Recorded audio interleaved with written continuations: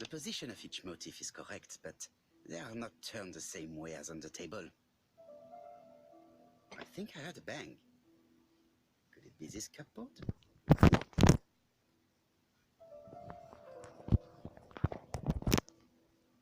This is interesting.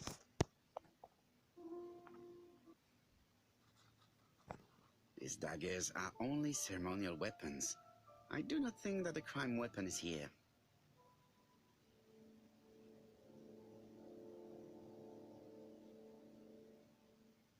Ernest Logan, MD, Brighton Cancer Institute, 201 Dusk Road, Brighton, Sussex.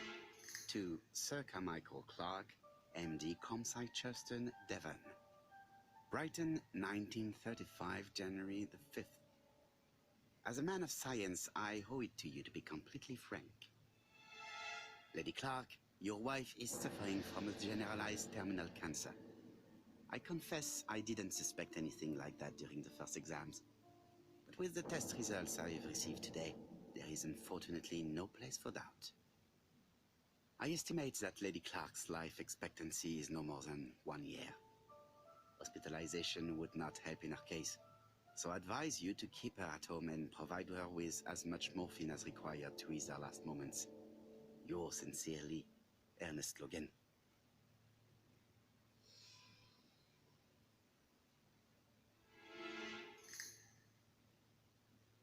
Here's Miss Gray. Sorry to keep you waiting. Lady Clark's condition requires regular care. I believe you want to ask me a few questions. Indeed, mademoiselle. This porcelain is remarkable. Is it old? It's about 3 centuries old, I believe. Wait, let me find the reference.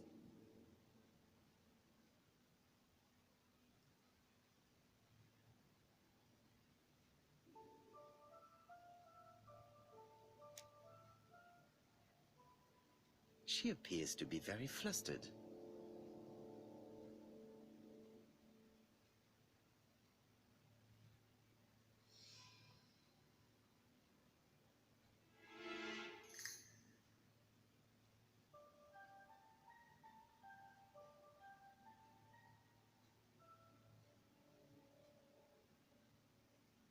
Just a minute, please.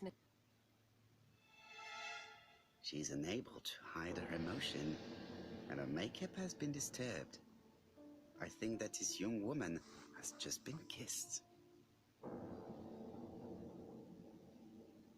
Here? Teapot with Black Dragon, Gangxi period, end of the 17th century. It is a rare piece with unusual colors. You have a good knowledge of art history. Acquired while working with Sir Carmichael. I used to help him manage his collection and choose his new acquisitions.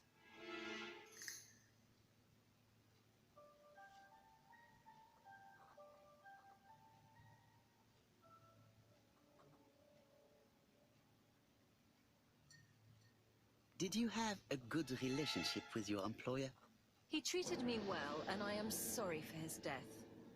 Have you seen any strangers hanging around in the past few days? No. Nobody has been near ComSci.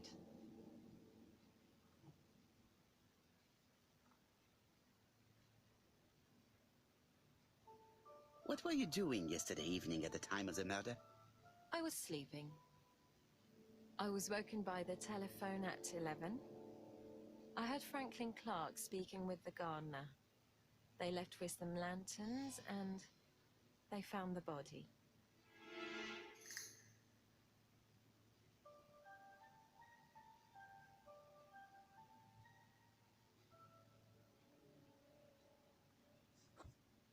Am I right thinking that something is going on between you and Franklin? How dare you ask me such a question?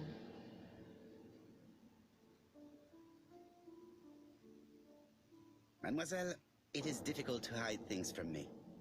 He kissed you earlier, did he not? My goodness, with Sir Carmichael's death, I was feeling so awful, so worried. I was unable to resist. I am not judging you, mademoiselle.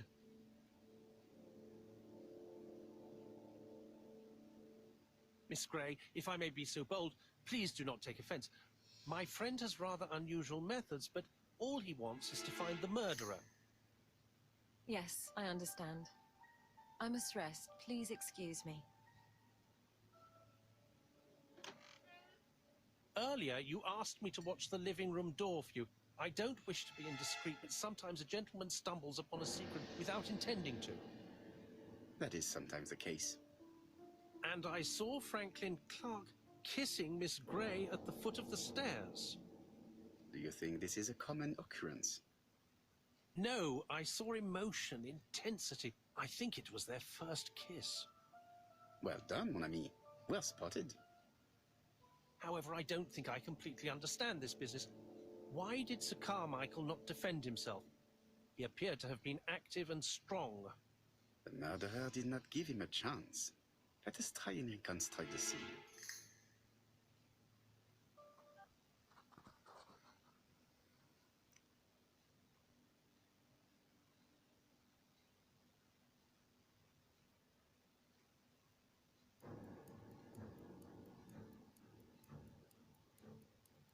Sir Clark is taking his customary walk. Our killer is hiding behind a bush.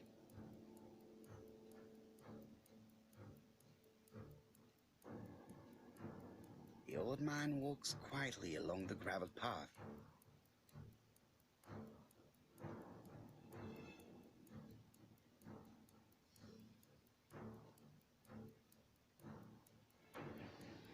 Then he turns towards the sea to gaze at it.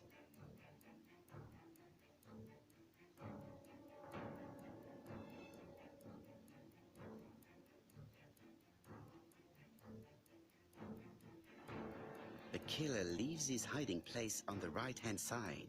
He approaches silently over the grass. Then he throws himself on his prey and cuts the poor man's throat. He then lays down the ABC before leaving. Everything appears to match the crime scene, mon cher Hastings. That is exactly what happened.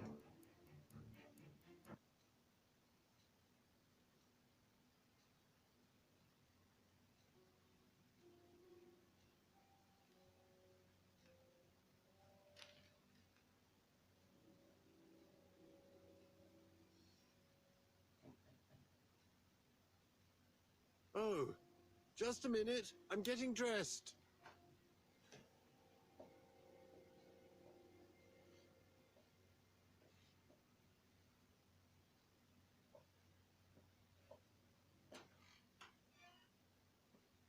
Mr. Kirst, have you recently returned from Churston? Yes. Indeed I have. Have you seen the papers? And to think that you might have rubbed shoulders with the killer. Imagine that. Mr. Kirst, are you all right? You don't seem well. My apologies. My throat is burning. My head feels heavy. It's ever since the war, you know. Since my injury, my head has never been the same.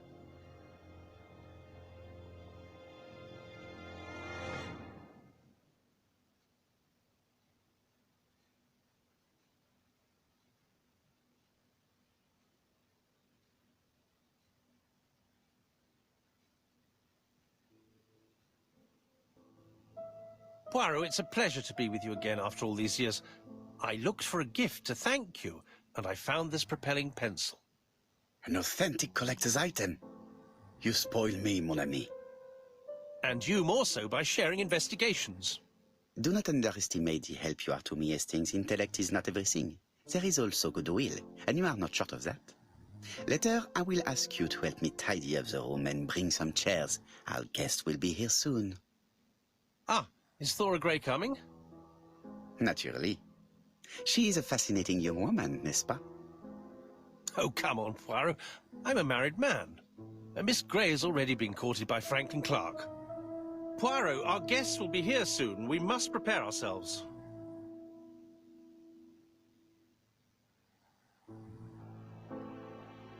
I should take advantage of the silence to examine them.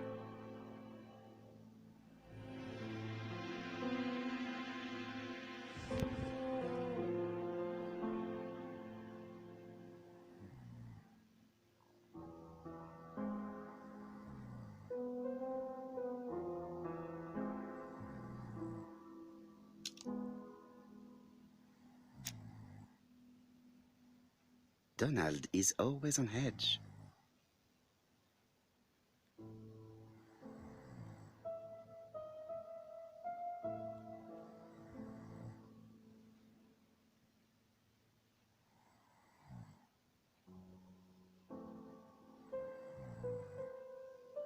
Donald Fraser is very nervous at the moment, even if he is trying hard to control himself.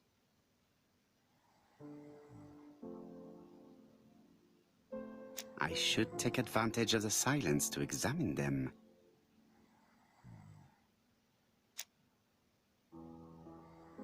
She appears to have taken more care with her appearance than the last time.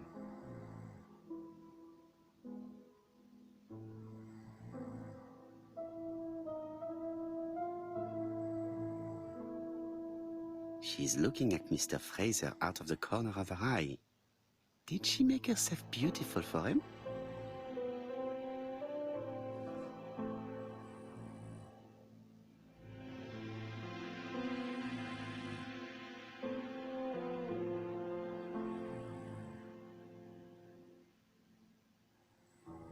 I should take...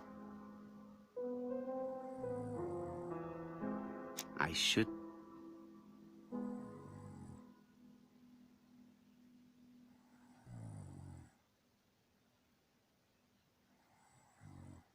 Sometimes I love a brunette, sometimes I love a blonde. That's what the song says. I should take...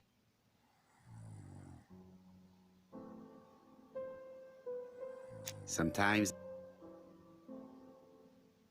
The song says, sometimes I love a blonde who comes from Eden by way of Sweden. But I am not sure that this blonde is an angel. I should take advantage of the silence to examine them.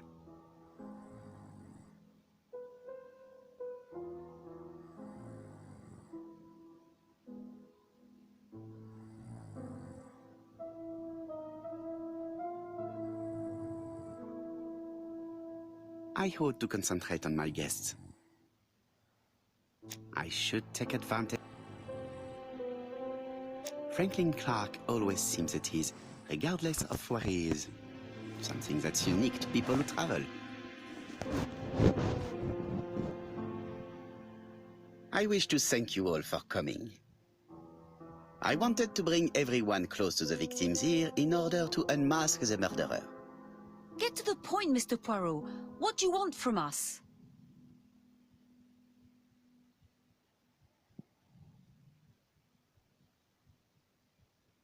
Megan, dear girl, please be patient. Mr. Poirot, how dare you address me by my first name? Please excuse me, mademoiselle. What I ask is that you search your memories. The murderer must have left some trace. Yes, he must have prepared his crimes very carefully. Tout à fait. He did not get to Bexhill at midnight in order to strangle a young girl whose name, by chance, starts with B. Must we go into that?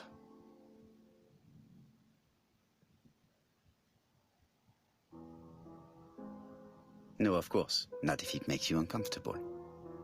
Come on, Mr. Poirot. I imagine we all feel terribly uncomfortable about these murders. It's true. We've to catch the killer, not be spared the gory details. Mr. Fraser, please get a grip on yourself. Well, I want to help you, but I don't remember anything else. Nothing I haven't already said. And you, Mademoiselle Barnard? Did your sister say if she was seeing another man? She never would have told me.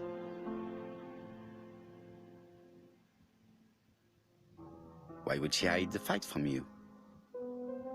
Betty knew I didn't approve of her behavior. Her flirting was spoiling any chance she might have had. Tell me, mademoiselle, what did you talk about with your sister? Silly things. Her new dress. She wanted a pair of black stockings to go with it. Mother bought her a brand new pair. The day it happened, she was crying. And to think that Betty never even wore them. Poor Mummy. Your sister used to sing, I believe. Did she ever perform in public? She dreamt about it, but she had a very bad cough. It troubled her greatly. She had to cancel auditions and miss lots of opportunities. A pity. Yes, she sang well, but that doesn't tell us much about the murderer. Qui sait? In any case, we now have enough information to draw up a relatively precise psychological profile. Let us now try and get our brain cells to work.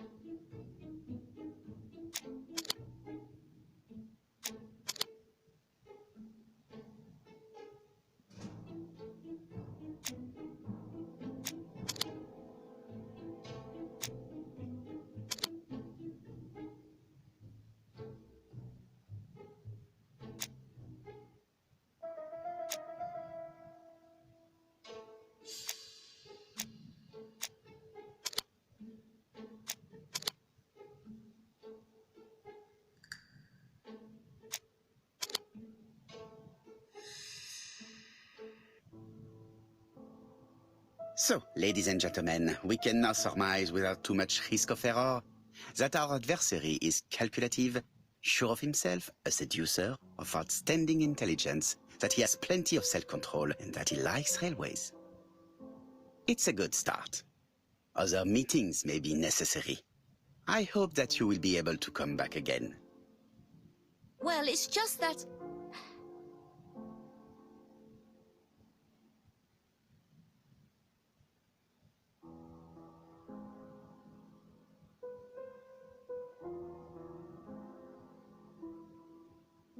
Is something bothering you, Mary? Well, Mr. Poirot, you see, I don't know if I can come to London just like that. It's normal that people helping with this inquiry should be reimbursed. Starting with you, Miss Drower. Please allow me to pay for your train tickets. Oh, sir, I cannot accept. But you must. Mademoiselle, I may not be rich, but my brother left a fortune which will be mine. Mr. Clark, that's very generous of you. Well, someone has to foot the bill. Mr. Poirot, would it be possible for you to come back to Devon? Lady Clark has expressed a wish to see you. We'll adjust her medicine so she'll not be too drowsy. But of course, I shall come the day after tomorrow if it is convenient. Thank you all for coming. We will meet again soon. The meeting was most fruitful. Really? Hastings, I believe now we have everything we need to find a common point between the victims. Now it is time for us to use our grey matter.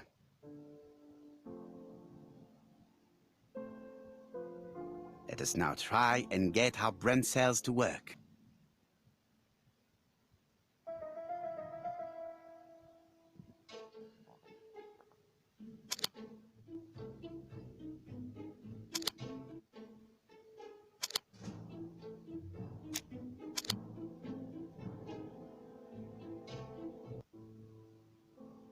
The first two victims suffered from bad throats, and that was precisely the specialty of the third victim, Dr. Clark. We have a lead.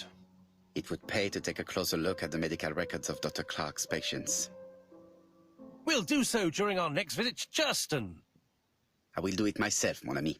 You must remain in London just in case ABC sends us another letter. Very well, as you wish.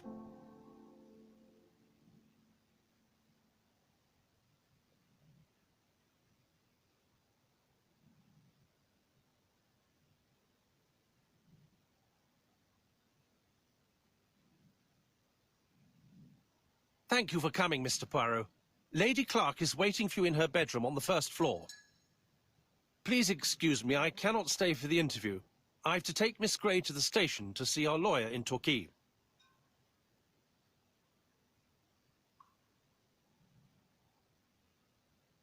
Are you going on holiday, mademoiselle? Not exactly, Mr. Poirot. Miss Grey very kindly stayed with me to settle my brother's affairs. But naturally, she prefers to find a position in London. Ah, très bien. I'll be absent all morning, Mr. Poirot, but the nurse is coming soon. She's to ensure that the dose of medicine doesn't make our patient drowsy. Thank you, Mr. Clark. Have a nice trip, mademoiselle.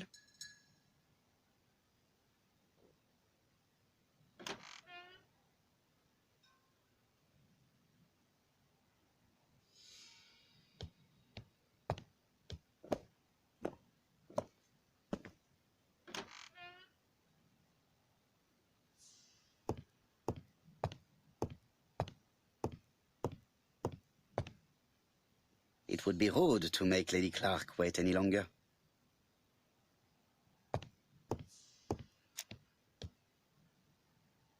This poor woman is very ill.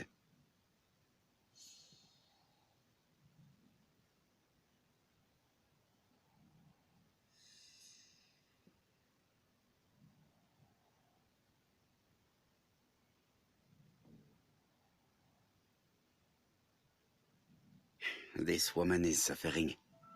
She is in no state to have a conversation.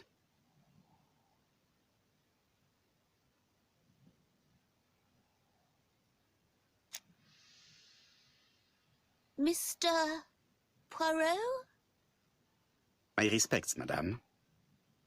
Thank you for coming. Thank you. Have you seen the nurse? She should have been here by now. Oh, I'm sorry. The telephone in the hall is ringing.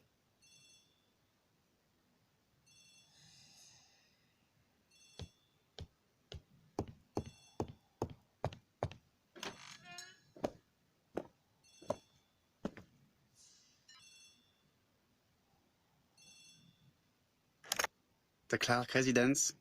Detective Hercule Poirot speaking. How do you do, Mr. Poirot? I'm Lady Clark's nurse. I wanted to let you know that I won't be able to come for her injection today. Might Miss Grey be able to do it? She has just left, but I will take care of it. Thank you. That's very kind of you. You'll find the skeleton key to open the medicine cabinet hidden in the lion trophy. You can count on me. Au revoir, mademoiselle. Oh, thank you kindly. Goodbye, Mr. Poirot.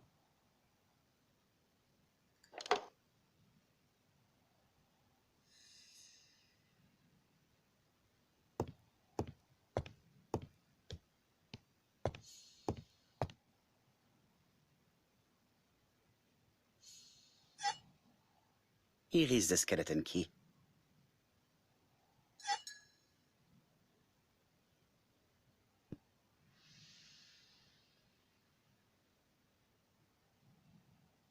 April 1925, Aceh Province, Sumatra.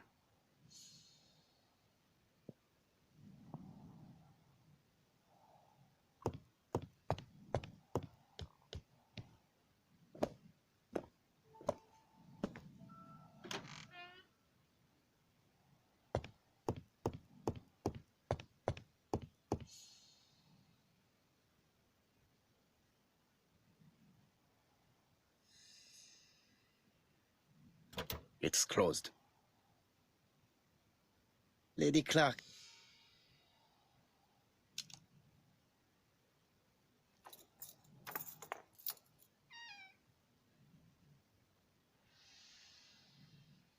Ah, Mr. Poirot. Ah, I feel better now. Thank you for your help.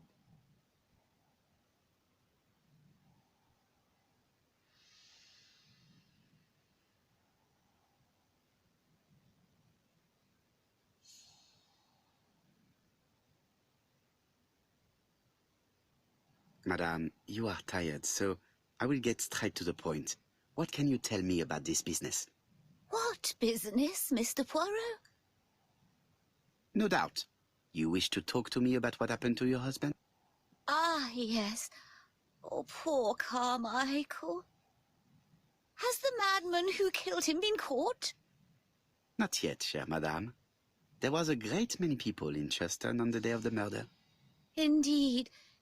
People go straight to the beach. They don't come near Coomside. So, there were no strangers around the house that day. Who said that? The people who live here. Your brother-in-law, Miss Grey. Miss Grey? Oh, I don't like her. Franklin wanted her to stay, but I insisted she should go. Immediately. You are entitled to do so, naturally. I'm pleased that you approve. The others have been taken in by her. But at least you can see through that self-pity act. See what she's up to. Oh.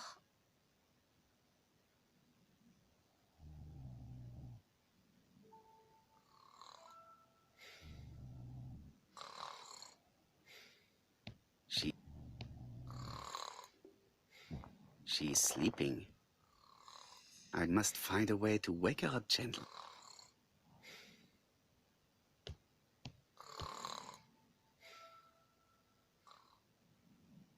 This subject would probably be useful to me.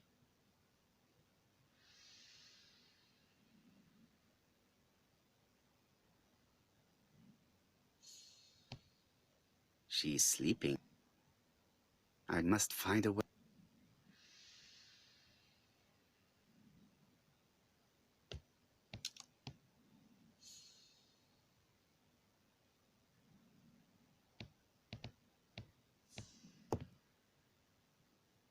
This subject would probably be useful to me.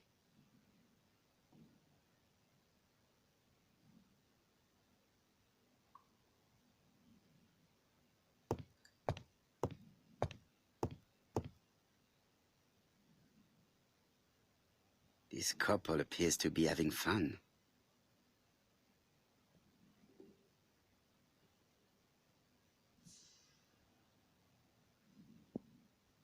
Lady Clark and Sir Carmichael were very happy, but they did not have any children.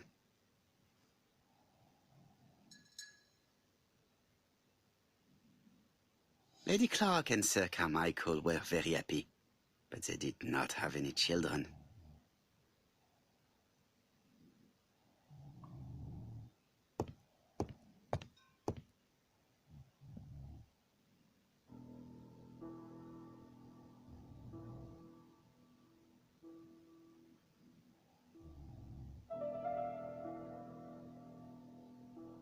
The mechanism appears to be broken.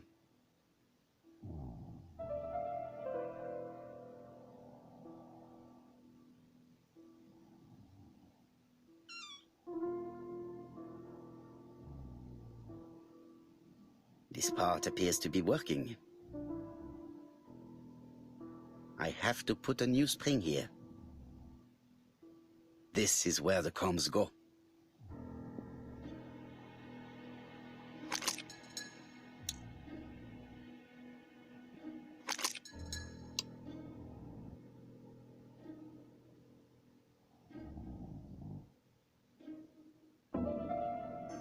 The mechanism appears to be...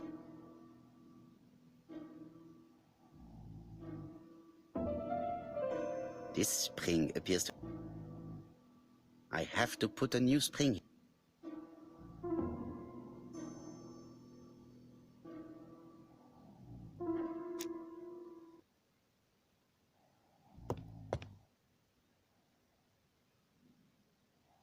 This subject would probably be useful to me.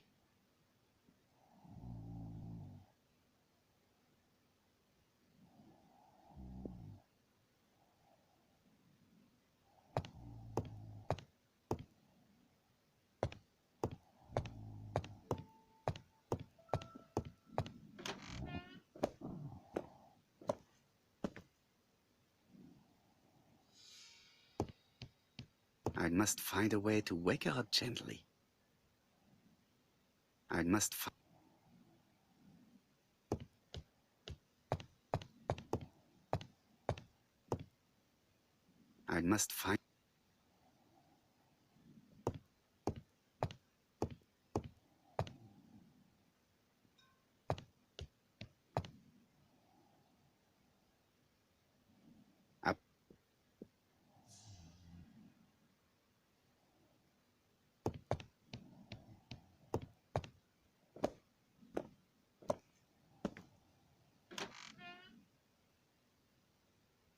Up.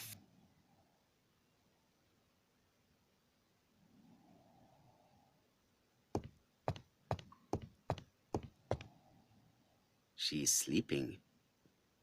I must find...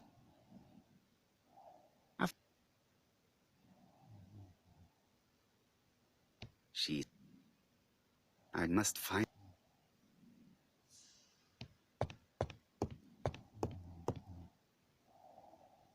Lady Clark and Sir Carmichael were very happy, but they did not have any children.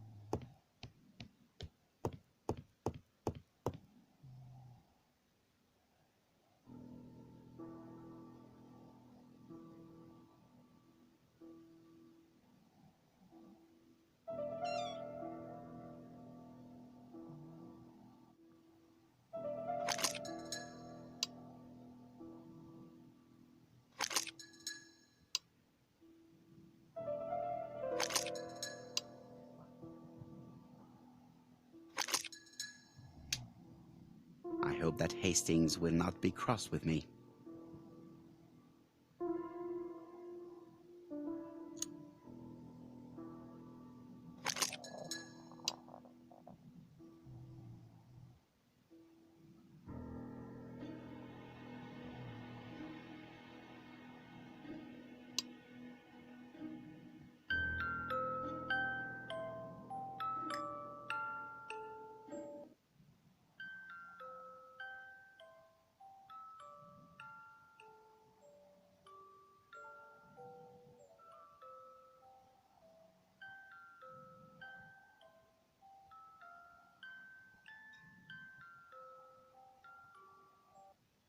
Oh, what are we talking about?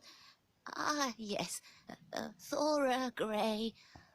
Oh, Carmichael had great esteem for her, but for me she was nothing but a hypocrite.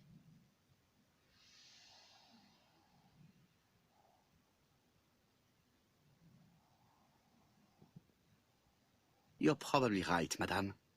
You have seen through her. I'm so pleased that I've convinced you.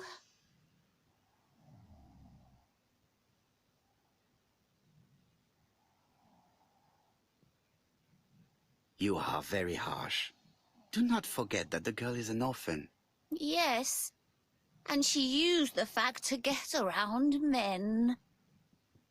Take Franklin. He's fallen for her sweet-talking charms. Oh, he's a lovely boy, very plucky and sure of himself. But so naive. Oh, when it comes to women.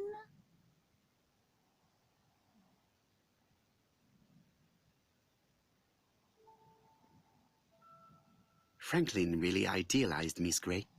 Absolutely. It's so good to see that you all agree with me. Miss Grey did look after you very well, though. Outwardly. But she's hiding something. I think she tried to poison me. Miss Grey? A poisoner? But everybody appears to like her. It proves she knows what she's doing. She's manipulative and she's a liar. A liar?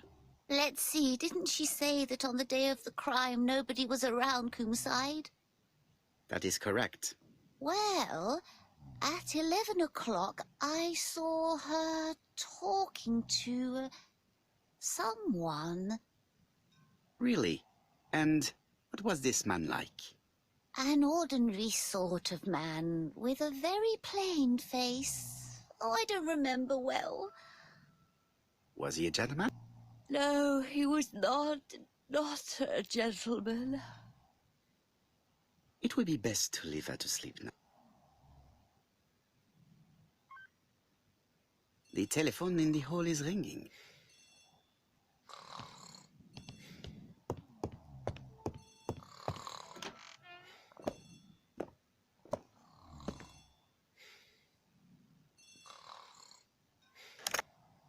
Hello? Poirot, is that you? Hastings here. Thank you for calling. Have you received a new letter from the murderer? No, thank goodness. How are things in Churston? I questioned Lady Clark, but I will not leave until I have examined everything of interest to me here.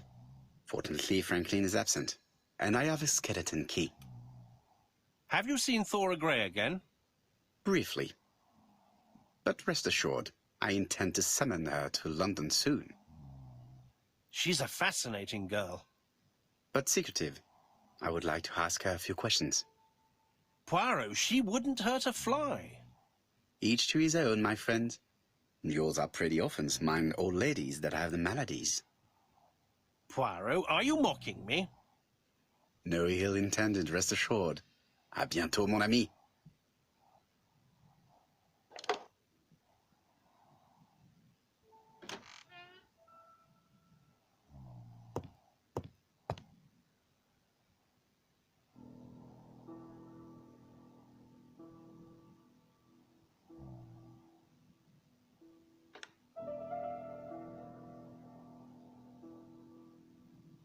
Four Chinese symbols are engraved on this padlock.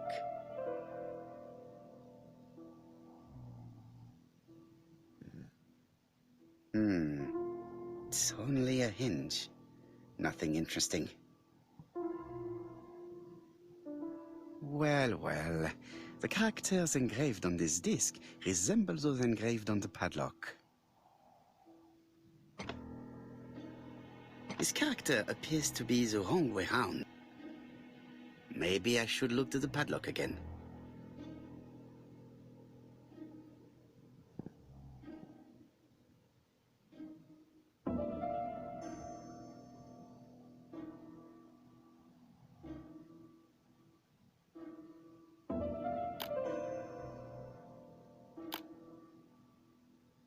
No, it's not the right code. Let us check the Chinese characters again.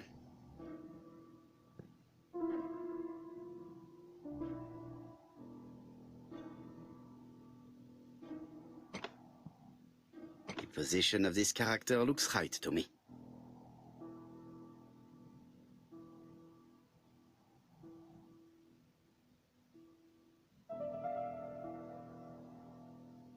Like this character appears to be the right way round.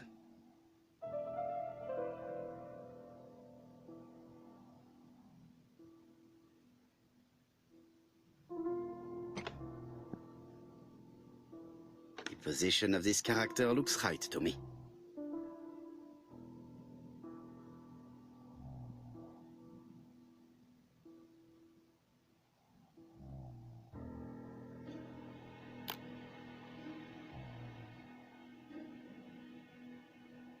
No, it's not the right code. Let us check the Chinese characters again.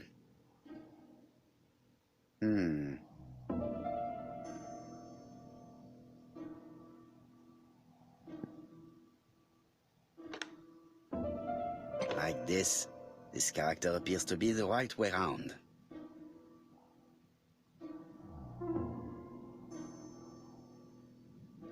Very good. All the circles are facing the right way. What are they showing me?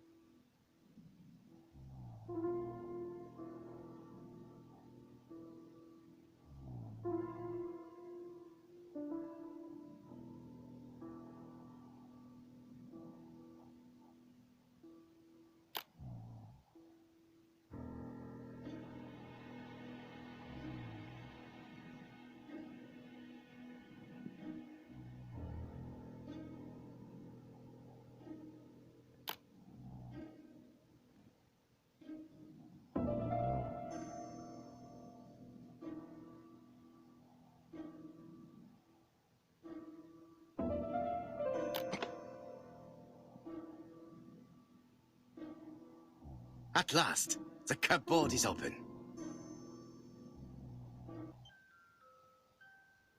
Helmet, flask, and rifles. Franklin is very well equipped.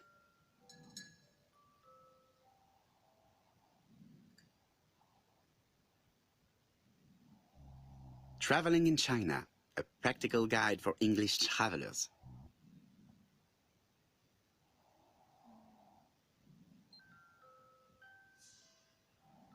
The Railway Children, E. Nesbit. For Franklin, until his Christmas, 1910.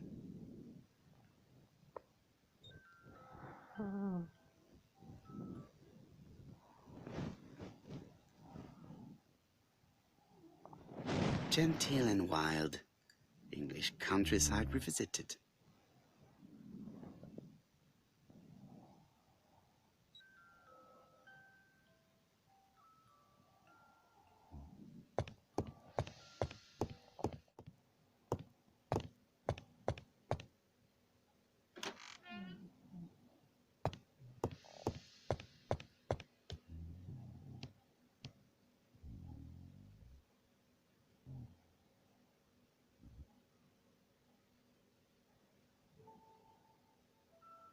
The Black Dragon's Curse. To Franklin, who will never grow up. January 25, 1928. Car Charlotte.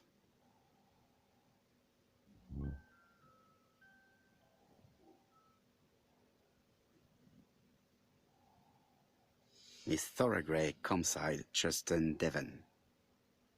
Arsenic trioxide thallium.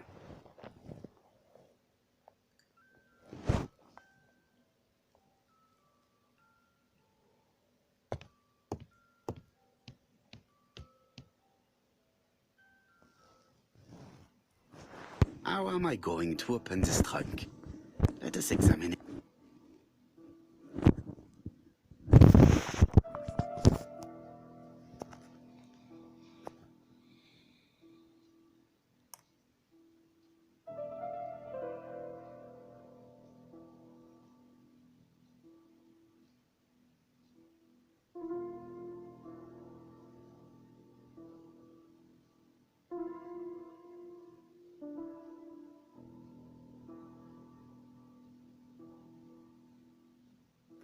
That does not appear to be very useful. That does not appear to be very...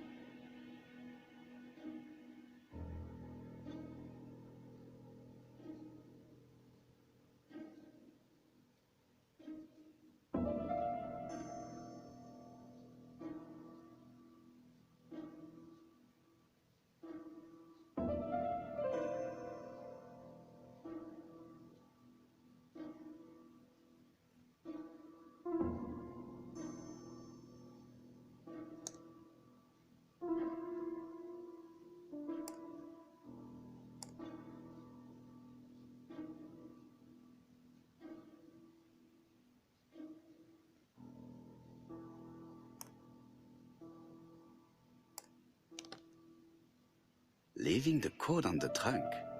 What a strange character Franklin is.